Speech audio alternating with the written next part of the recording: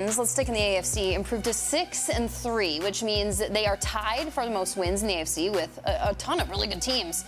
Chiefs, Bills, Jets, and the Dolphins. So as we look at this group of teams with a half a dozen wins, where do the Ravens stack up against these other teams in the conference? And where do your eyes go instead of the Ravens on that list? It goes to Buffalo, who the Ravens lost to. And, everything is up in the air with this Josh Allen thing. And it's why we lead the hour with it. And it's why Tom's talking about it. And the Bills are doing what they do. And they're just kind of being mum's the word and a little conservative.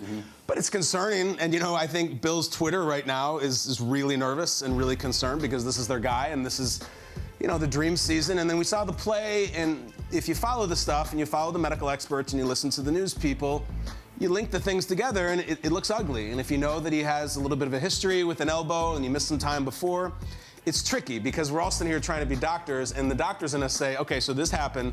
And then on the next play, he threw the farthest pass the NFL has seen in years. And I'm not making that up. It traveled 67 yards in the air to Gabe Davis and was incomplete. So you're like, oh, he's fine. But then you hear this. I'm going to talk to Josh today, in fact, tonight, late tonight, and we'll talk about it. And I think he's probably going to be very tight-lipped. They have a huge game against the Vikings. So, look, hopefully he's fine. He's Josh. 67-yard pass proves it. If he's not, for some reason, the Bills-Vikings is a massive game. And if he has to miss time, these teams like the Ravens and the Bengals and the Chiefs, they're coming, and they're good, and they're loaded. And it's big. I think a lot of things in the AFC hang in the balance with the news cycle today, which is why we're starting with it, and I hope he feels all right. Yeah, you're so spot on with that, especially a guy like Josh Allen. He means so much. This is a massive thing. For sure. Case Keenum is his backup. If he's not able to go, Case Keenum, you're a Vikings fan. Him going against Minnesota would be a fun watch. That would be fun. Exactly. The Baltimore Ravens, though, right now, they're rolling. They're winning games the way we expect them. They're running the ball, and they're playing good defense. And they have a quarterback in Lamar Jackson that always has them in the conversation. But the Miami Dolphins and Tua Tagovailoa, the only quarterback in the NFL right now that is undefeated when he finishes a game on the AFC, not NFL, I'm sorry. Jalen Hurts, that goes to you. Tua has been balling. He has this Miami Dolphins offense exactly where they need to be. We talked about Tyreek Hill coming over and the impact he was going to have. Would he be able to put up the same numbers? Well, he's putting up better numbers. Jalen Waddle, will he be able to follow up from a great rookie season in year 2? He's doing it, and it's on the back of Tua. He has put a belief and a hope in that organization with his play, and he's been elite. He's been one of the best quarterbacks in the league this season. So as much as the Baltimore Ravens are winning and they have themselves in the conversation, the Miami Dolphins are a team that we're not saying, oh, yeah, Super Bowl contenders, this, that, and the third. But they're rolling right now, and they're playing some good football. I mean, Ravens are great. We said they're a sneaky team. I think they're going to be in the playoff, and you don't want to see them first week in the playoffs. Very true. But I think they're going to win their game. It doesn't matter who that is. I know. But I take the Chiefs, who are my contender in the AFC. They lost to the Bills, I know, but they're not going to lose again when they see them maybe in the playoffs. Patrick Mahomes' magic is incredible. He's doing it again. Not so many turnovers like last year, the interceptions.